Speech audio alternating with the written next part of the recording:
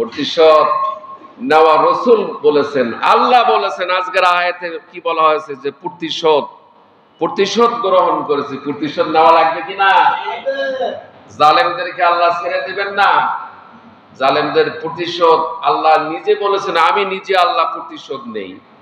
দুনিয়াও জালেমদের প্রতিশোধ নিব, আখিরাতেও প্রতিশোধ নিব।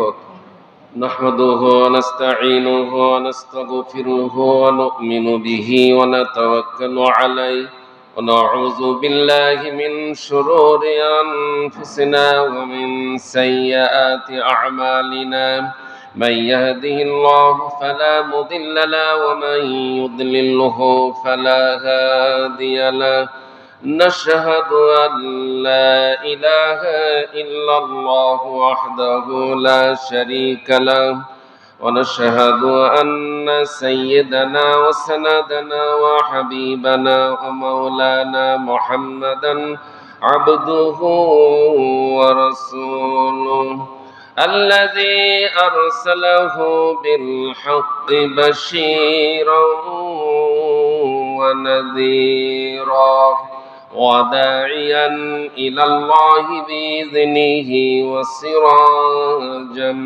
منيرا فقد قال الله تعالى في كلامه المجيد والفرقانه الحميد সকলে বলি أعوذ بالله من الشيطان الرجيم بسم الله الرحمن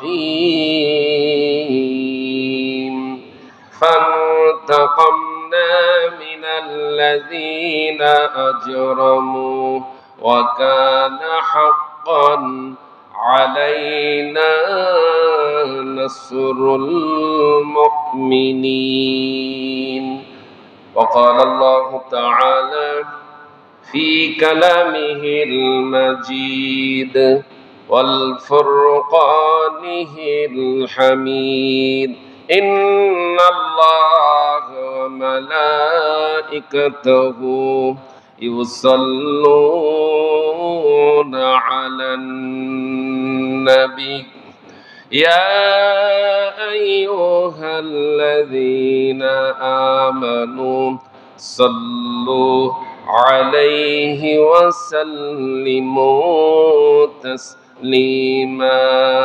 اللهم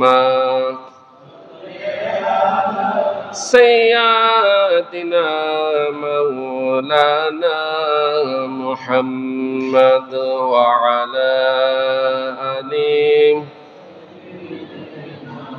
شفيعنا कि मोहम्मद से वफा तूने तो हम तेरे हैं जहाँ चीज़ें लौहो कलम तेरे हैं अल्लाहुम्मा सय्यदिना मौलाना मुहम्मद व अला आले सय्यदिना मौलाना बातिल से दबने वालों आए आसमान नहीं हम सोबर कर चुका है तो इम्तिहा हमारा अल्लाहुम्मा सय्यदिना मौलाना मुहम्मद व अला आले सय्यदिना मौलाना। समस्त प्रशंसा महान मनिबेर दरबारे रबेर दरबारे जिनि आमादेरके हायात तय्यिबा दान करेছেন, যিনি সুস্থতা দান করেছেন, যিনি জান্নাতের বাগানে কবুল করেছেন, সেই মহান রবের দরবারে কালিমাতুশ শুকর আদায় করছি সিজদা অবনত হয়ে। সকলের সমস্যায় বলছি আলহামদুলিল্লাহ। মহান নেতা, মহান নবী সৈয়দুল মুরসালিন রাহমাতুল লিল আলামিন, নির্যাতিত, নিষ্পেষিত, নিপীড়িত, বঞ্চিত, মজলুম মানুষের মুক্তির দিশারি, গোটা বিশ্ববাসীর জন্য আল্লাহ পাক যেনাকে রহমত স্বরূপ প্রেরণ করেছেন, যিনি দুনিয়া এবং আখিরাতের জন্য আমাদের সুপারিশকারী, সেই বিশ্ব নবীর ওপর দরুদ ও সালাম পেশ করছি। সকলে বলছি সাল্লাল্লাহু আলাইহি ওয়াসাল্লাম। সম্মানিত উপস্থিতি, আমরা হজ্জের পূর্বের যে মাস যুলকাআদ, এই মাসটি হচ্ছে হজ্জের প্রস্তুতির মাস। যেহেতু জিলহজ মাসের 8 তারিখ থেকেই হজ্জের কার্যক্রমগুলি শুরু হয়, 8, 9, 10, 11, 12 এই 5 দিন হজ্জের কার্যক্রম। সারা পৃথিবী থেকে এখন এই মুহূর্তে খানায়ে কাবা, হারামাইন শরীফ, নবী করিম সাল্লাল্লাহু আলাইহি সাল্লামের রওজা শরীফে হাজার হাজার আল্লাহ পাকের বান্দা বান্দি প্রতিদিন জামায়াত হচ্ছে, উপস্থিত হচ্ছে, হাজির হচ্ছে। আল্লাহ পাক সেই সমস্ত আল্লাহর ঘরের মেহমানদের সঙ্গে আমাদেরকেও শামিল করে নিন। তো আসুন আমরা সরাসরি আলোচনায় যাই, যেহেতু সামনে আবার হজ্জের আলোচনা আসবে এবং কোরবানির বিষয়ে আলোচনা আসবে। এজন্য আজকে চেষ্টা করব ইনশাল্লাহ মুমিনের দুনিয়া এবং আখিরাতের 11টি পুরস্কার, তার 7 নম্বর পর্যন্ত বলা হয়েছে।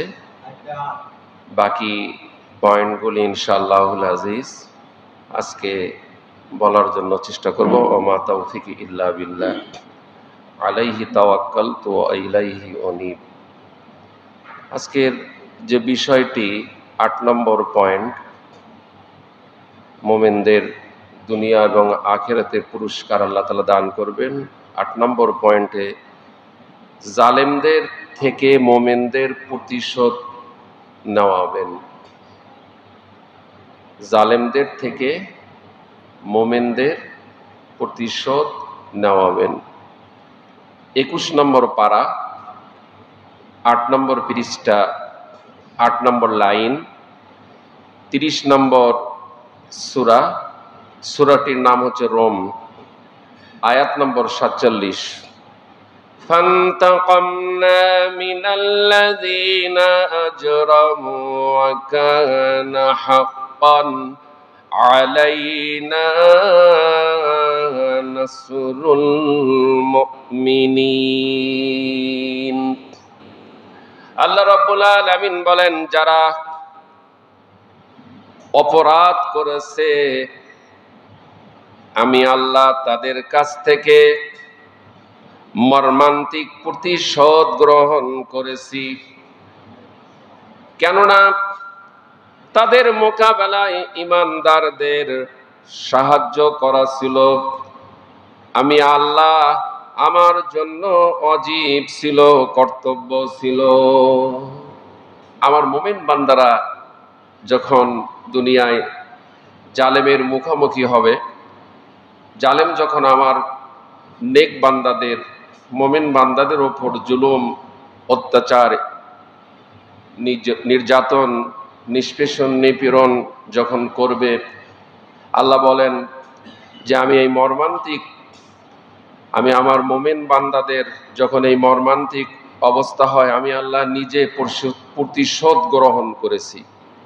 অতীতেও তিনি সমস্ত নবী রাসূল সাহাবায়ে কেরামদের ওপর যখন জুলুম, নির্যাতন, নিষ্পেষণ, নিপীড়ন এসেছে, আল্লাহ স্বয়ং নিজেই এখানে আল্লাহ তাআলা মোজারের সিগা ব্যবহার করেছেন।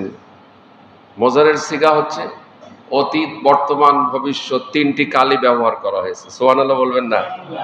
মোজারের সিগা মানে অতীত, বর্তমান এবং ভবিষ্যৎ, আরবি গ্রামার কায়দা। আল্লাহ পাক বলেন যে আদম আলাইহিস সালাম থেকে শুরু করে নিয়ে কিয়ামত পর্যন্ত আমি আমার মুমিন বান্দাদের যখন জুলুমের সম্মুখীন হবে, অত্যাচারের স্টিম রোলার আমার মুমিন বান্দাদের ওপর, নেক বান্দাদের ওপর, নায়েবে রাসূলদের ওপর, নবী এবং রাসূলদের ওপর যখন জুলুম আসবে, অত্যাচার আসবে, নির্যাতন আসবে, সেই সময় আমি আল্লাহ আমার মুমিন বান্দাদের পক্ষ হয়ে আমি মোকাবেলায় ইমানদারদের আমি সাহায্য করা আমি আল্লাহ আমার জন্য ওয়াজিব হয়ে যায়। বুঝতে পারছেন তো? কষ্ট হয়নি তো বোঝা? পরিষ্কার বুঝতে পারছেন তো?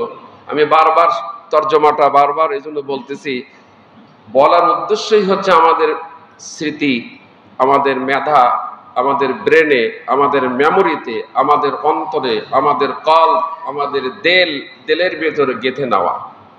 যেটা শুনবো সামি'না ওয়া আতা'না, শুনবো এবং মেনে নিব, যেহেতু আল্লাহর কোরআন। তাহলে যারা অপরাধ করেছে, জালেমরা কি করেছে? অপরাধ করেছে না? আল্লাহ পাক বলেন যে আমি তাদের কাছ থেকে মর্মান্তিক প্রতিশোধ গ্রহণ করেছি। কেননা তাদের মোকাবেলায় ইমানদারদের সাহায্য করা, মুমিন বান্দাগুলি যখন জালেমের সম্মুখীন হয়, এর মোকাবেলায় আল্লাহ পাক বলেন যে আমি আল্লাহ আমার সাহায্য করা আমার মুমিনদের উপর ওয়াজিব হয়ে যায়। সুবহানাল্লাহি ওয়া বিহামদিহি, সুবহানাল্লাহি ওয়া বিহামদিহি। সম্মানিত উপস্থিতি, মক্কা নগরীতে নবী করিম সাল্লাল্লাহু আলাইহি সাল্লাম কলেমার দাওয়াত তিনি প্রকাশ্যভাবে দিতে পারেন নাই, না পেরেছিলেন? এমন অবস্থা ছিল মক্কি জীবনে। রাসূল করিম সাল্লাল্লাহু আলাইহি সাল্লাম ঈমানের দাওয়াত, কলেমার দাওয়াত, কোরআনের দাওয়াত তিনি দেওয়া সম্ভব নয় প্রকাশ্য ময়দানে। গোপনে গোপনে দাওয়াত দিচ্ছিলেন। হযরতে আব্দুল্লাহ ইবনে আওফ, আমার মনে হয় কথা বন্ধ রাখলে ভালো হয় ভাইজান, আল্লাহর রাস্তে অনুরোধ করতেছি, হাত পা ধরতেছি, কথা বন্ধ রাখলে ভালো হয়। হাদিস বলতেছি না, হাদিসের সময় যদি আমি কথা বলি তাহলে হাদিসের দাম কমে গেল না বাড়লো? কমে গেল। হাদিসের দাম কমে গেল। আর হাদিসের সঙ্গে, রাসূলের হাদিসের সঙ্গে আমার বেয়াদবি হয়ে গেল। কোরআনের কথা বলতেছি, আমি যদি কথা বলি একে অপরে, তাহলে আল্লাহর সঙ্গে আমার বেয়াদবি হয়ে যাবে। বিষয়টা খুব গুরুত্বপূর্ণ এবং আমার আলোচনার বিঘ্নতা ঘটবে। এই মুহূর্তে কি আমার আলোচনার বিঘ্নতা ঘটলো না? তা আপনার দ্বারা আমার আলোচনার বিঘ্নতা ঘটলো, বুঝলেন আপনার অবস্থাটা কি এখন? এটা জান্নাতের বাগান, নীরব, নিস্তব্ধ, দিল দে মন দে কোরআন শুনেন, ভালো লাগবে। হযরতে আব্দুল্লাহ ইবনে আওফ রাদিয়াল্লাহু তাআলা আনহু অত্যন্ত সাহসী একজন সাহাবী ছিলেন। হেরেমের ভেতর, খানায় কাবার ভেতর, বাইতুল্লাহর ভেতর কোরআনুল কারীম তিনি তেলাওয়াত করতেছেন। আল্লাহু আকবার। এমনি মুহূর্তে আবু জাহেল হযরতে আব্দুল্লাহ ইবনে আওফ রাদিয়াল্লাহু তাআলা আনহুর ডান কানটা আবু জাহেল নিজে ধরলো। ডান কান ধরার পর বাম কানে এমন জোরে থাপ্পড় লাগালো, চর মারলো। চর মারার সঙ্গে সঙ্গে হযরতে আব্দুল্লাহ ইবনে আওফ রাদিয়াল্লাহু তাআলা আনহুর কান থেকে ঝরঝর করে রক্ত বের হলো। সম্মানিত উপস্থিতি, হযরতে আব্দুল্লাহ ইবনে আওফ রাদিয়াল্লাহু তাআলা আনহু রাসূল কারীম সাল্লাল্লাহু আলাইহি সাল্লামের কাছে ছুটে চলে গেলেন। হুজুর বললেন, ও আব্দুল্লাহ ইবনে আওফ, তোমার কান থেকে কেন ঝরঝর করে রক্ত পড়তেছে? হযরত আব্দুল্লাহ ইবনে আউফ রাদিয়াল্লাহু তাআলা আনহু নবী করিম সাল্লাল্লাহু আলাইহি সাল্লামের কাছে বিষয়টি বর্ণনা করলেন। আব্দুল্লাহ ইবনে আউফ বললেন, ইয়া রাসূলুল্লাহ, ইয়া হাবিবাল্লাহ, আমি খানায় কাবার ভেতর কোরআনুল কারীম যখন আমি তেলাওয়াত করতেছিলাম, আবু জাহেল সহ্য করতে না পেরে আমাকে থাপ্পড় মেরেছে। হুজুর গো, আমার কান দিয়ে রক্ত পড়তেছে, কানের পর্দাটা ফেটে গিয়েছে। আল্লাহর হাবিব বললেন, ও আব্দুল্লাহ ইবনে আউফ, তুমি আমার কাছে কি চাও? সাহাবী বললেন, ইয়া রাসূলুল্লাহ, ইয়া হাবিবাল্লাহ, আমি চাই প্রতিশোধ গ্রহণ করতে, আমি চাই প্রতিশোধ গ্রহণ করতে।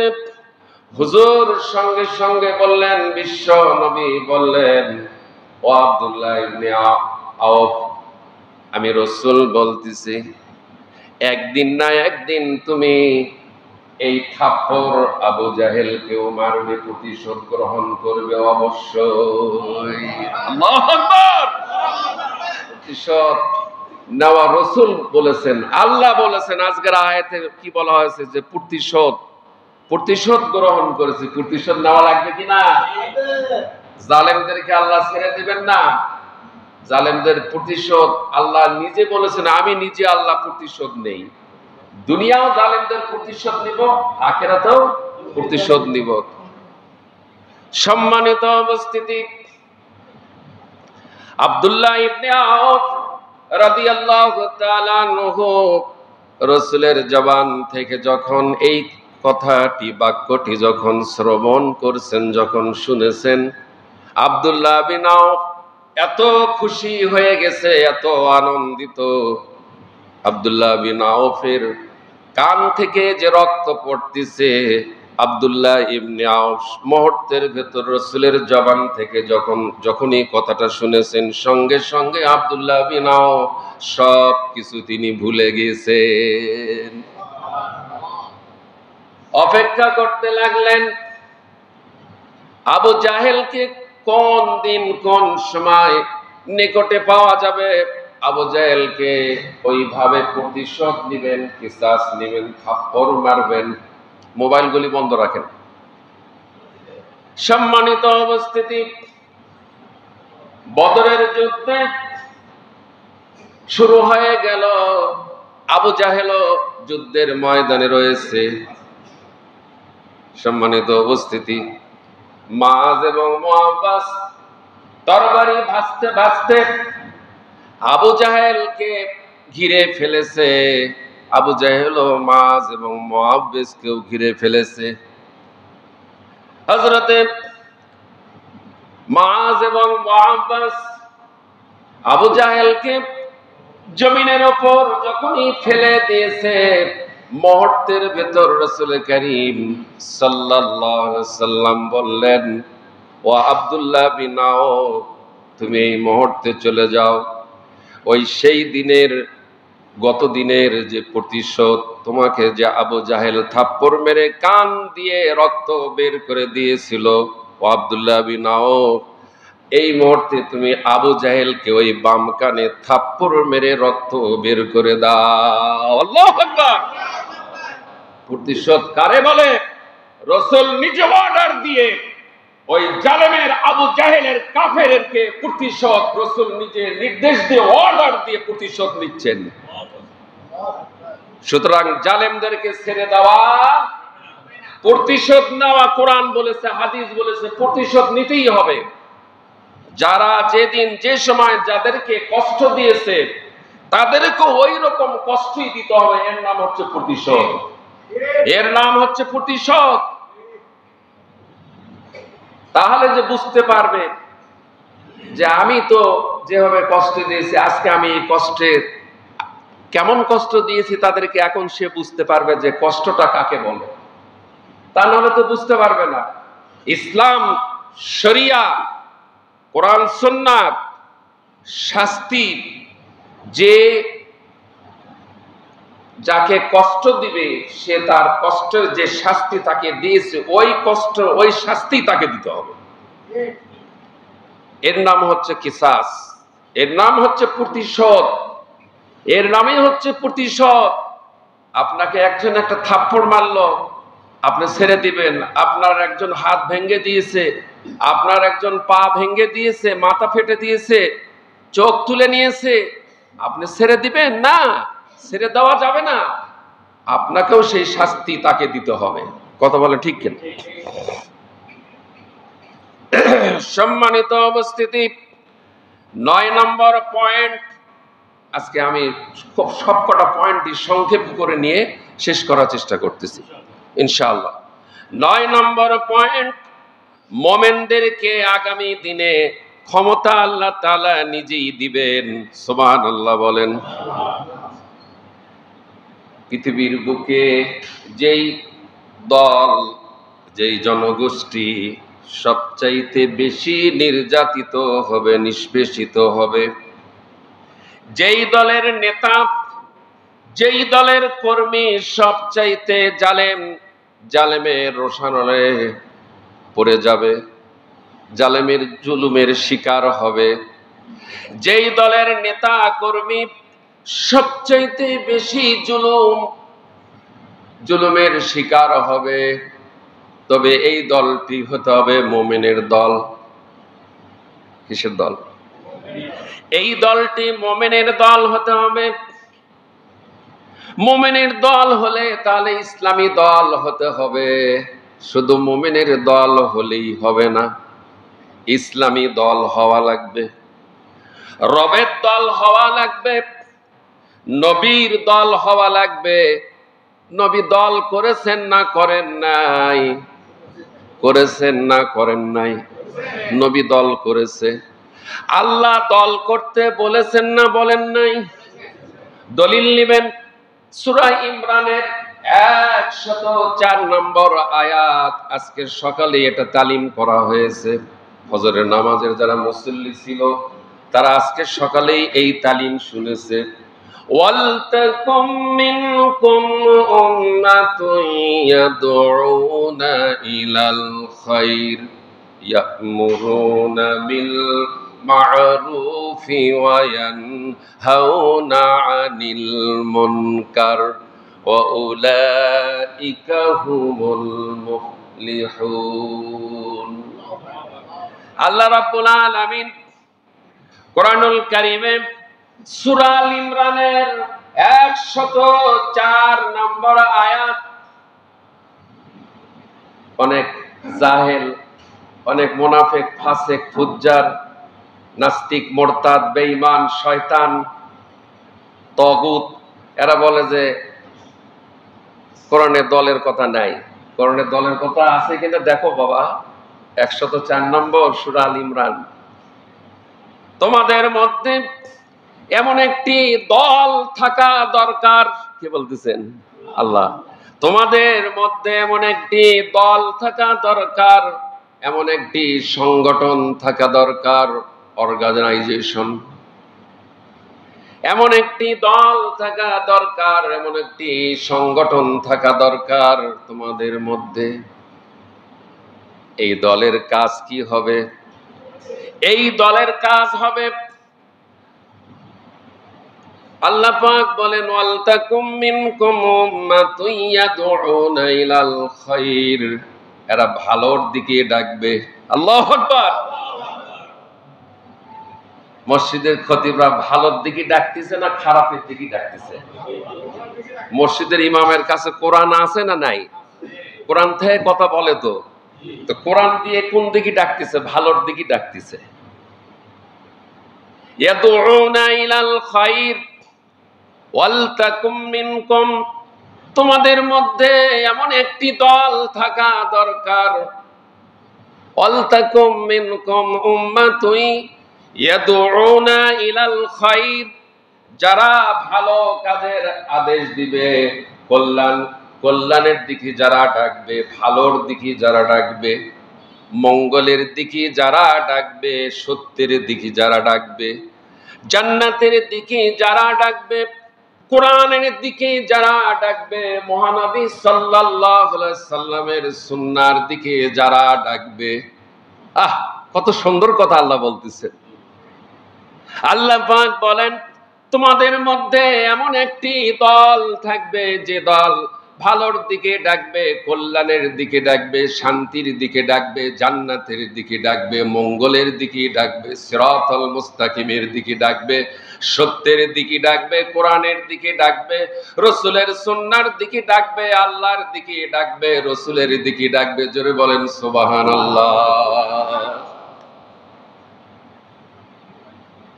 এই দলের কাজ কি হবে?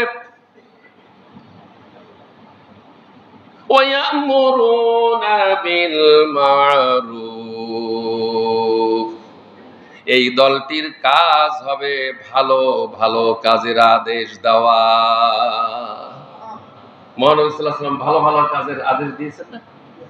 সাহাবায়ে কেরাম দিয়েছেন না? এই দলটির কাজ হবে ভালো কাজের আদেশ দিবে। এই দলটি ভালো কাজ করবে এবং মানুষদেরকে ভালোর দিকে আহ্বান করবে, ভালো কাজ করার জন্য নির্দেশ দিবে, ভালোর দিকে ডাকবে, ভালো কাজের কথা বলবে। এই দলটির কাজ। ওয়ায়ানহাউনা আনিল মুনকার, এই দলটির কাজ হবে সমস্ত ফাহিশা কাজ বন্ধ করে দেওয়া, গান বাজনা বন্ধ করে দেওয়া, কনসার্ট বন্ধ করে দেওয়া। এই দলটির কাজ হবে নগ্নতা বন্ধ করে দেওয়া, জিনা ব্যভিচার বন্ধ করে দেওয়া, সুদ ঘুষ মদ জুয়া বন্ধ করে দেওয়া, দুর্নীতি বন্ধ করে দেওয়া, টেন্ডারবাজি বন্ধ করে দেওয়া, হাইজাক বন্ধ করে দেওয়া, সন্ত্রাস বন্ধ করে দেওয়া, চুরি ডাকাতি ছিনতাই বন্ধ করে দেওয়া। এই দলটির কাজ হবে। ঠিক আছে না? এই কাজটি মহানবী সাল্লাল্লাহু আলাইহি সাল্লাম করেছেন কিনা? আর কতক্ষণ না, চুপ করে থাকলে বোঝা যাবে যে রাসূল এই কাজ করে নাই, তাই বোঝা যাচ্ছে। তো না ঘুম ধরছে আপনাদের? একেবারে তো জান্নাতের জায়গা, জান্নাতের বাগান, আরাম। হ্যাঁ, ঘুম আসাটাই স্বাভাবিক। আরামের ভিতর আমরা আছি। আল্লাহ যেন কবুল করেন। এখানে যে আরামে আছি, এই আরামটা এই দুনিয়া নামক বাড়ি থেকে জান্নাত নামক বাড়িতে যেন আল্লাহ কবুল করেন। জান্নাত নামক বাড়িতে গেলে এই আরাম তো কিছু না, এক জাররা পরিমাণ। সে আমল করলে সেই জান্নাত নামক বাড়ি যাওয়া যাবে, আমল না করলে কিন্তু জান্নাত নামক বাড়ি যাওয়া যাবে না। অনেক দূর থেকে এসেছেন, এই যে ভাইজান সেদিন আমার গাড়িতে নিয়ে আসলেন, বলিষ্ঠ দিনের এক মুজাহিদ। এই যে রাসূল করিম সাল্লাল্লাহু আলাইহি ওয়াসাল্লাম যে ভাবে কাজ করেছেন সেইভাবে অন্যায়ের প্রতিরোধ, অন্যায়ের প্রতিবাদ, যেখানেই অন্যায় সেখানে বন্ধ, সেখানেই বাধা দিয়েছেন কিনা আমার রাসূল, সাহাবায়ে কেরামরা দিয়েছেন কিনা? কিন্তু আমরা এটা করি না, আমরা এটা করি না। এর ফাঁকে একটা কথা বলি, প্রশাসন কত দুর্বল বাস্তব তার প্রমাণ। আমি কয়েকদিন যাবত ওসি সাহেব সার্কেল শুধু এসপি সাহেবকে দেই নাই, এরপরে এদেরকে বারবার ফোন দিচ্ছি। এরা কি করছে জানেন? রিকশাওয়ালাদেরকে বলছে তোমরা রাত 12টার পর ফজরের নামাজের আগ পর্যন্ত এই রাস্তায় চলাচল করবে না যাত্রীদেরকে নিয়ে। দুষ্টের দমন শিষ্টের পালন, শিষ্টের দমন দুষ্টের পালন হচ্ছে। কি বলেন ঠিক কিনা? এই খতিব অতীতেও যারা ছিল তাদের বিরুদ্ধে এই খতিব হক কথা বলে গেছে, বর্তমানেও যারা আছে তাদের বিরুদ্ধেও হক কথা এই খতিব বলবে। ঠিক আছে কিনা? আগামী দিনেও যারা আসবে তাদের বিরুদ্ধেও, তারা যদি অন্যায় অনাচার অবিচার, কোরআন সুন্নাহ বিরোধী, ইসলাম বিরোধী, দেশের ভেতর যদি অশান্তি বিরাজ করে, ইনশাআল্লাহ খতিবদের জবান দিয়ে তার প্রতিবাদ হবে। হবে কিনা? করতেই হবে, আল্লাহ ফরজ করে দিয়েছেন। তো আমি ফজরে আসার সময় আর রিকশা পাই না, গাড়ি পাই না। একদিন নামাজ মিস করলাম, গাড়ি নাই, কি করে আসব? ভাইয়ের মসজিদে নামাজ পড়লাম। আজকে যদি প্রশাসন জনগণের জান মাল ইজ্জত আবরুর নিরাপত্তা দিত, তাহলে এই কথা বলতো না যে রিকশা আলারা তোমরা যাবা না, তোমরা সন্ত্রাসীদেরকে আরো লালন পালন করতেছ, আর সাধারণ মানুষকে বলতেছ তোমরা যাইও না। আমি গত জুমায় বলছিলাম সন্ত্রাসীদের পায়ে তোমরা গুলি করো, একটা চাঁদাবাজ ডাকাতের পায়ে গুলি করলে পরের দিন আর ডাকাত বাড়াবে না। কথা বলেন ঠিক কিনা? তোমরা গুলি করতে পারো না। এক সময় তো খুব গুলি করেছিলাম নিরীহ মানুষের উপর, ভুলে গেছেন নাকি? ভুলে গেছেন? এখন সন্ত্রাসীদেরকে গুলি করতে পারো না? এখন সন্ত্রাসীদের গুলি করতে পারো না? এসপি মহোদয়, আপনি কি ঘুম পাড়তেছেন নাকি? আপনার কি দায়িত্ব না বগুড়া জেলাকে কন্ট্রোল করা? এই জেলার মানুষের নিরাপত্তা সিকিউরিটি দেওয়া আপনার দায়িত্ব না? এতবার বলার পর আপনি সে দায়িত্ব পালন করতেছেন না। আল্লাহর কাছে কি জবাব দিবেন? এসপি সাহেব, ডিসি সাহেব, ওসি সাহেব, আপনি আল্লাহর কাছে কি জবাব দিবেন? গত সোমবার দিন আমাকে সিএনজি ড্রাইভার বলল, আমি যে সিএনজিতে আসি, বলল যে হুজুর, ঢাকা থেকে কেবলই একটা মেয়ে নামিছে, তার শরীরে যা ছিল সব ধুয়ে মুছে সাফ করে নিয়েছে। একটা লাগেজ ছিল, সে লাগেজটাও নিয়েছে। প্রশাসনের কি এটা উচিত যে তোমরা যাবা না? তার মানে সন্ত্রাসীদেরকে তোমরা লালন পালন করতেছ, ছিনতাইকারীদেরকে তোমরা লালন পালন করতেছ, তোমরা সন্ত্রাসীদেরকে পুলিশ রাস্তায় টহল দিচ্ছ না। কোথায় র্যাব বাহিনী, কোথায় বিজিবি, কোথায় গোয়েন্দা সংস্থা, কোথায় পুলিশ বাহিনী? পায়ে একদিন গুলি করলে দ্বিতীয় দিন সারা বাংলাদেশে ছিনতাইকারীরা আর বাড়াবে না। কথা বলে ঠিক কিনা? আজকের বক্তৃতা থেকে এসপি মহোদয়ের কাছে আমি বিনয়ের সাথে বলছি, আগামী কাল থেকে যেন আর এই রাস্তায় কোনো ছিনতাই না হয়। দায়িত্ব চেয়ারে আছেন, চেয়ারে থেকে যে দায়িত্ব, একজন আপনি মুসলমান, যে দায়িত্ব সত্যের পক্ষে কাজ করা, সে দায়িত্ব আপনি পালন করুন, নচেত আল্লাহর কাছে আপনাকে জবাব দিতে হবে। এই বগুড়াবাসীর জানমালের নিরাপত্তা আপনি দিতে পারতেছেন না, আপনি চেয়ারে বসে রয়েছেন। আপনার দায়িত্ব কি? কেন দায়িত্ব অবহেলা আপনার? সন্ত্রাসীদেরকে খুঁজে বার করতে পারেন না? শাস্তি দিতে পারেন না? আনতে পারেন না তাদেরকে? আজকে মানুষের জানমালের ইজ্জতের নিরাপত্তা নাই। মেয়েটির সোনার গহনা থেকে শুরু করে নিয়ে সবকিছু খুলে নিয়েছে। এরকম হাজার হাজার ঘটনা এই রাস্তায় হচ্ছে, তারপরও চুপ করে আছেন আপনারা। আল্লাহর কাছে জবাব দিতে হবে। দায়িত্ব যদি ঠিক মতো পালন না করেন, আল্লাহর কাছে জবাব দিতে হবে। যত বড় ডিসি হন, যত বড় এসপি হন, যত বড় ওসি হন, আর পুলিশ প্রশাসন হন, যে হন, আল্লাহর কাছে জবাব দিতে হবে। আপনি চেয়ারে বসেছেন, দায়িত্ব সঠিকভাবে পালন করেন। না পারলে ওই চেয়ার ছেড়ে দেন, ছেড়ে দিয়ে সরে আসেন। যিনি দায়িত্ব পালন করতে পারবে তিনি ওই চেয়ারে যাবে।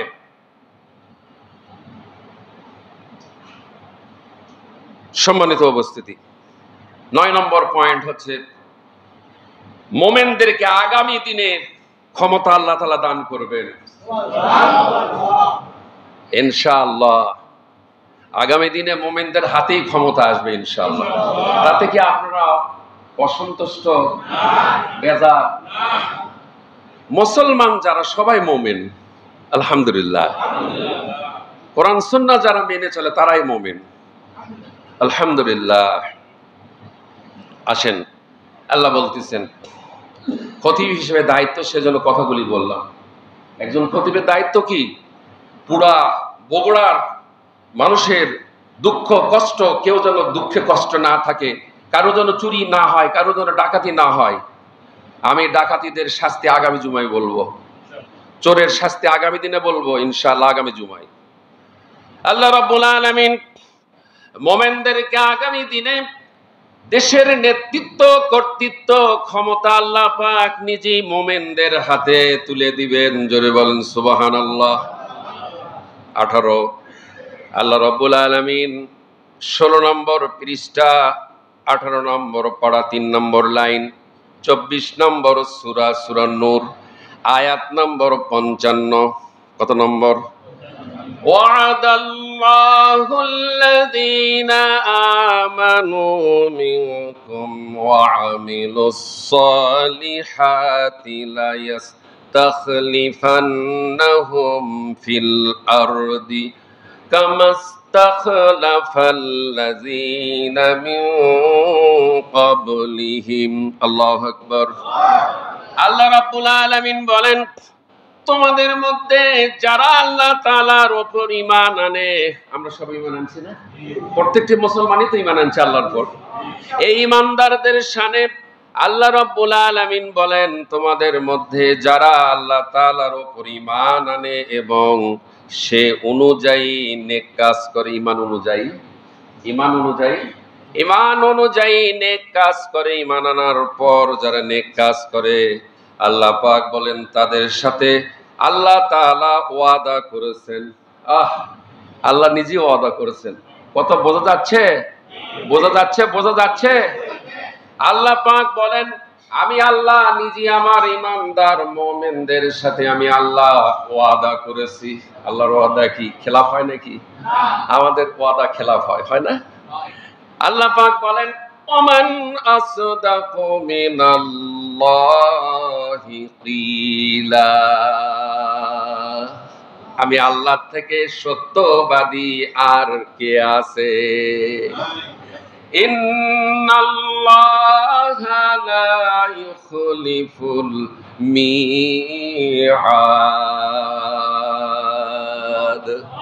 আল্লাহ পাক বলেন, আমি যে ওয়াদা করি সেই ওয়াদা আমি আল্লাহ কখনো খেলাফ করি না। আমি আল্লাহ আমার ওয়াদা পূরণ করি। আমি আল্লাহ যেটা ওয়াদা করেন সেটা আল্লাহ পূরণ করেন।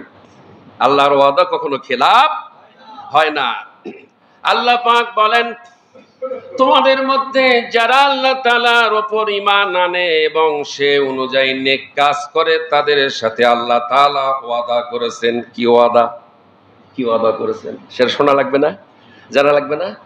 লায়াস্তাখলিফান্নাহুম ফিল আরদি কামাস্তাখলাফাল্লাযীনা মিন ক্বাবলিহিম। আল্লাহ পাক ওয়াদা করে বলেছেন, তিনি জমিনে তাদের অবশ্যই খেলাফত দান করবেন। সুবহানাল্লাহ।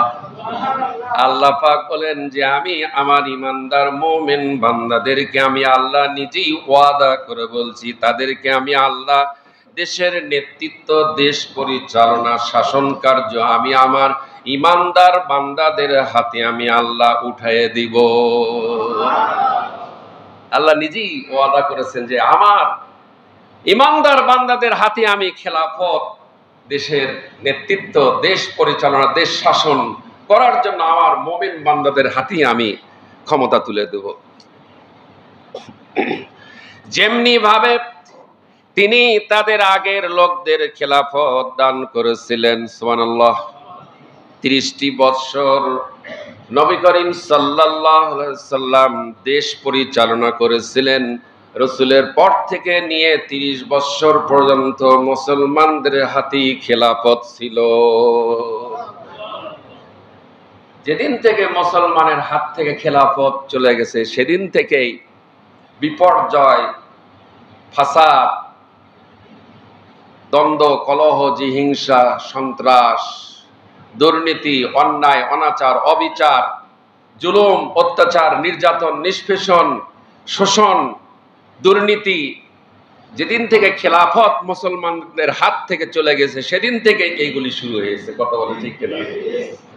আবারও যদি মুসলমানদের হাতে খেলাফত চলে আসে, তাহলে সন্ত্রাস বন্ধ হবে কিনা? দুর্নীতি বন্ধ হবে কিনা? শোষণ মুক্ত সমাজ উপহার দেবে কে? মহাগ্রন্থ আল কোরআন। সেই সমাজ কি আমরা দেখতে চাই? আপনার যুবতী মেয়েটা স্কুলে যায়, ফিরে না আসা পর্যন্ত টেনশনে আমরা থাকি না? আপনার ছেলেটা বাইরে গেছে, কখন সন্ত্রাসীরা তাকে ধরে আক্রমণ করে, টেনশনে থাকি না? কিন্তু কোরআনের সমাজ কায়েম হয়ে গেলে কোনো সন্ত্রাসী, কোনো চাঁদাবাজ, কোনো দুর্নীতিবাজ, কোনো কিচ্ছু থাকবে না। দেশটা জান্নাতুল ফেরদাউস হয়ে যাবে। থানায় পুলিশ কেস পাবে না। সুবহানাল্লাহ বলেন। থানাতে মানুষ কেস মামলা দেয়, জিডি করা, কেস করা, মামলা করা, থানায় আর যাবে না। সুবহানাল্লাহ বলেন। আমার এলাকার পাশে এলাকা, 5 তলা বিল্ডিং এ ডাকাত কি করে উঠলো, গ্রিল ভাঙলো, সেখানে বাসার ভেতর ঢুকলো, বাসার ভেতর মানুষও ছিল, তারপরও রুমের ভেতর থেকে সোনার গহনা সবকিছু বের করে নিয়ে চলে আসলো। গতকালকে 2 জন পুলিশ মোটরসাইকেল নিয়ে সেই এলাকায় গেছে। আমি মাদ্রাসা থেকে আসতেছি, তখন বাজে 4:30। আমাকে বলতেছে, হুজুর আপনার বাসা? আমার বাসা পাশে পাড়ায়, মহল্লায়। তো কোন বাসায় হুজুর চুরি হয়েছে? আমি বললাম যে এই বিল্ডিং এ, এই যে 5 তলা। দেখে দিলাম যে এই বিল্ডিং এ চুরি হয়েছে।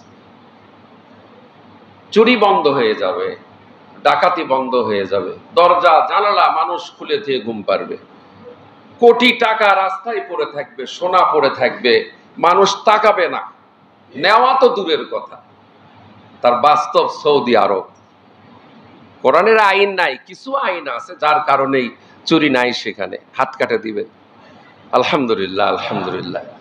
আল্লাহ রাব্বুল আলামিন বলেন, তাহলে দেশের নেতৃত্ব কর্তৃত্ব আল্লাহ মুমিনদের হাতে দিবেন। সুবহানাল্লাহ বলে, ইনশাআল্লাহ। ইনশাআল্লাহ এটা কয় নম্বর? 9 নম্বর। আসেন 10-এ যাই। মুমিনদের সকল ইমানি কদম, সিদ্ধান্তকে,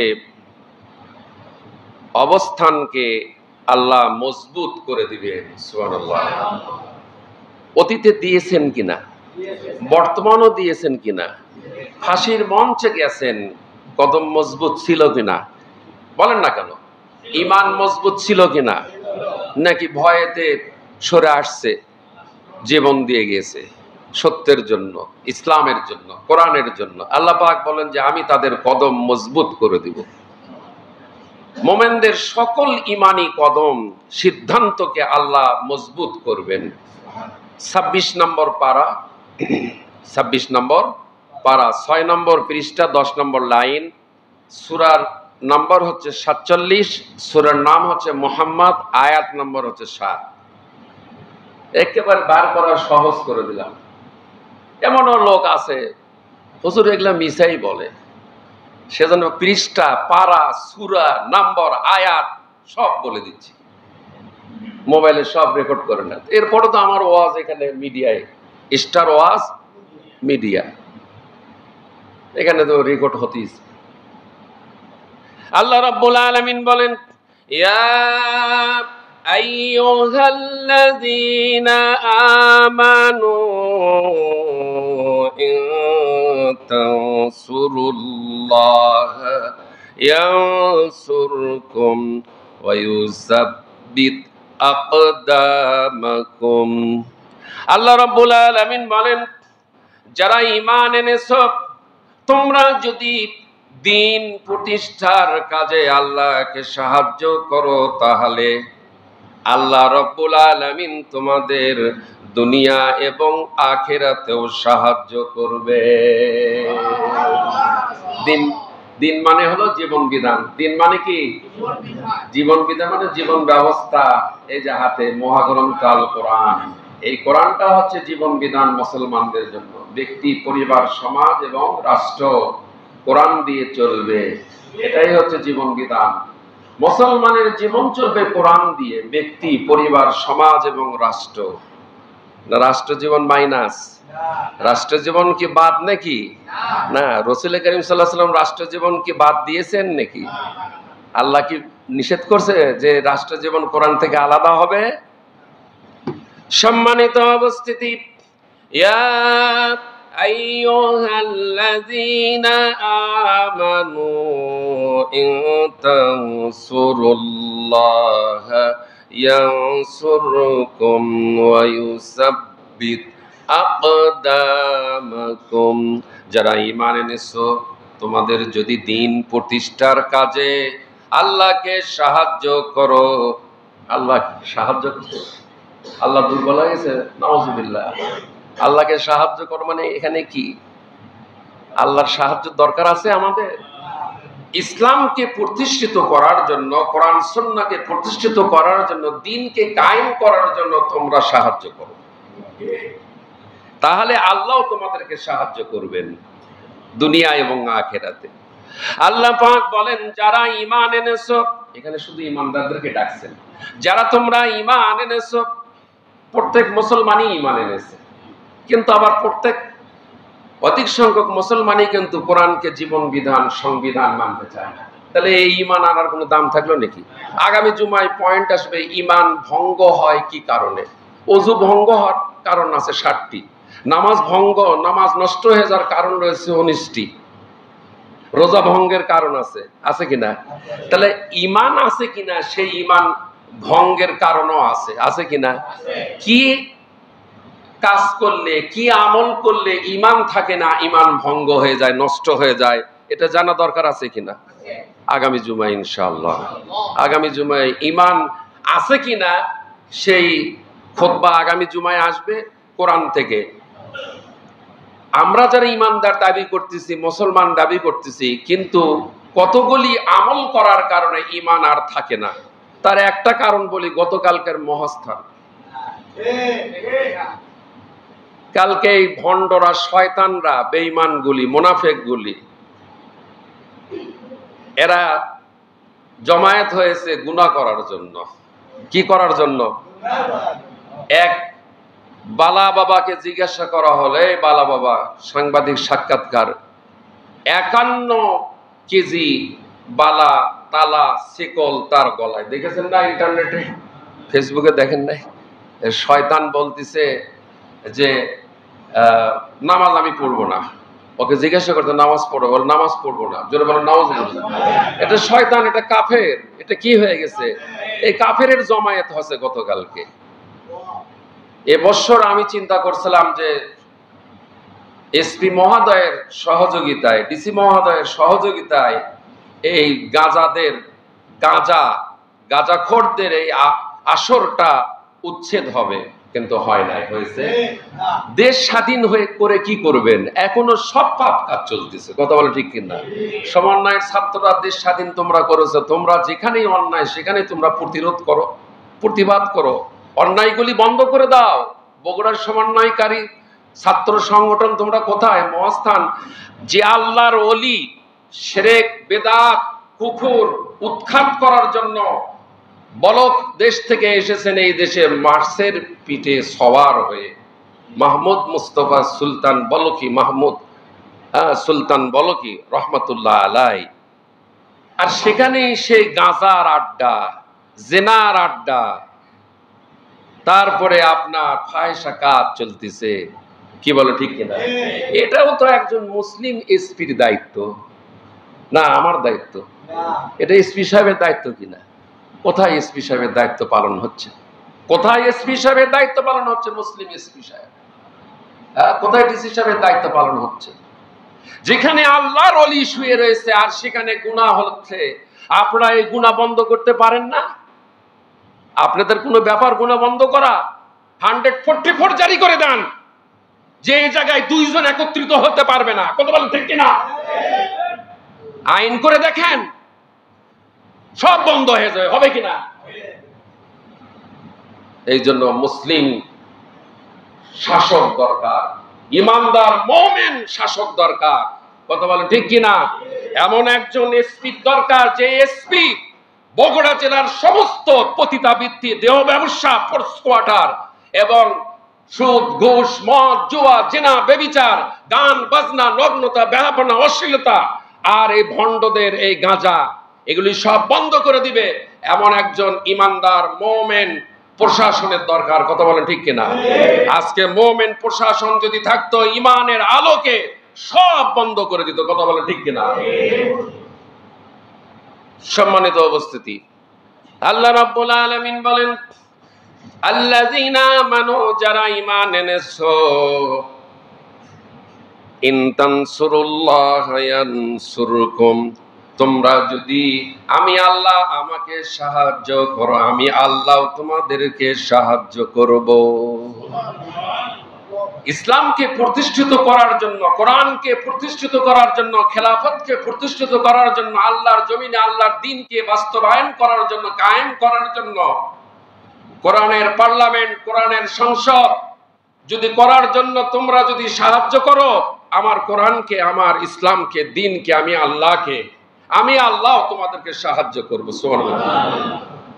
আল্লাহ পাক সেই কথাই বলতেছেন, দিন প্রতিষ্ঠার কাজে আল্লাহকে সাহায্য করো, তাহলে তিনিও তোমাদের দুনিয়া এবং আখিরাতে সাহায্য করবেন, এবং মিথ্যার মোকাবেলায় এই জমিনের বুকে তিনি তোমাদের পা কদমকে মজবুত করে দিবেন। খুশির সংবাদ, একসময় আমরা দোয়া করেছিলাম, আল্লাহ এই ইসরায়েলে তুমি ভূমিকম্পন দাও, প্লাবন দাও, দিয়ে ইহুদিদেরকে তুমি শেষ করে দাও, এই দোয়া করছিলাম না? এই ভাই কথা বলেন না কেন? আগুন আল্লাহ তাআলা দিয়েছেন কিনা? ওরা আগুন আর লিবাতে পারতেছে না। আল্লাহু আকবার, আল্লাহু আকবার। সময়ের অপেক্ষা। আফগানিস্তান, আমেরিকা, ট্রাম্প, কি ট্রাম্প নাকি নাম? কথা বলেন না, ভয় করতেছেন। এই আমেরিকা আর রাশিয়া আফগানিস্তানের উপর কত বছর যুদ্ধ চালাইছে? 20 বছর, ধরলাম 2 যুগ। এখন আফগানিস্তানকে দেখে আমেরিকা ভয় করে না? করে না? আমেরিকা ভয় করে কি করে না? আমেরিকা এখন মুসলিম রাষ্ট্র, ইসলামী রাষ্ট্র। সুবহানাল্লাহ বলেন। কাফের মুশরিকরা, ইহুদিরা আফগানিস্তানকে দেখে ভয় করে না? করে না? পাকিস্তানকে দেখে ভারত ভয় করতেছে কিনা? সাদা ফেলাক তুলে দিয়েছে কিনা? ভয় করিস কা, ভয় করিস কা। আল্লাহ আছে, মুসলমানের সঙ্গে আল্লাহ আছে। কে আছেন? মুশরিকের সাথে আল্লাহ নাই। সম্মানিত উপস্থিতি, এবার কয় নম্বর? 11। শেষ করে দেই? যে কটা আছে শেষ করে দেবো, 2টা আছে, শেষ করে দেব আলহামদুলিল্লাহ।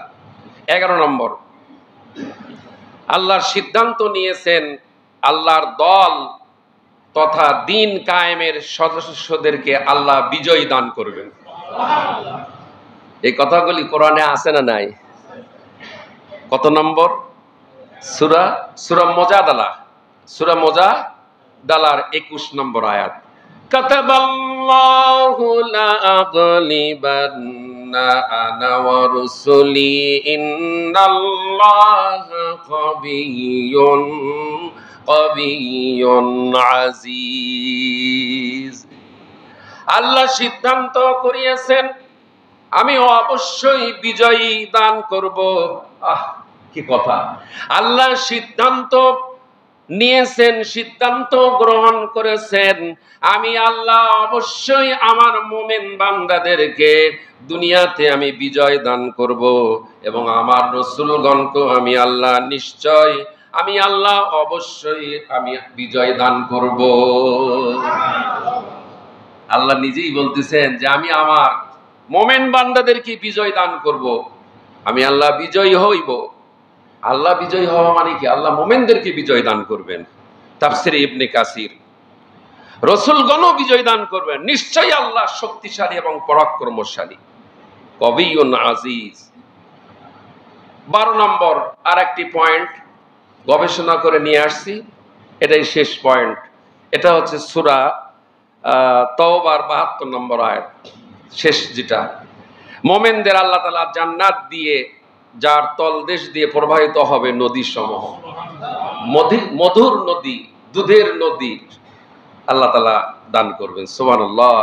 ওয়া'দাল্লাহুল মুমিনিনা ওয়াল মুমিনাতি জান্নাতিন তাজরি মিন তাহতিহাল আনহারু খালিদিনা ফিহা ওয়া মাসাকিন তাইয়্যিবাতান ফি জান্নাতিন আদন। মুমিন পুরুষ ও মুমিন নারীদের আল্লাহ তাআলা এমন এক সুরম্য জান্নাতের প্রতিশ্রুতি ওয়াদা দিয়েছেন। সুবহানাল্লাহ। যার তলদেশ দিয়ে ঝর্ণা ধারা প্রবাহিতমান থাকবে, সেখানে তারা চিরদিন অবস্থান করবে। জান্নাতে তাদের জন্য সুন্দর সুন্দর বাসস্থানের ব্যবস্থা থাকবে।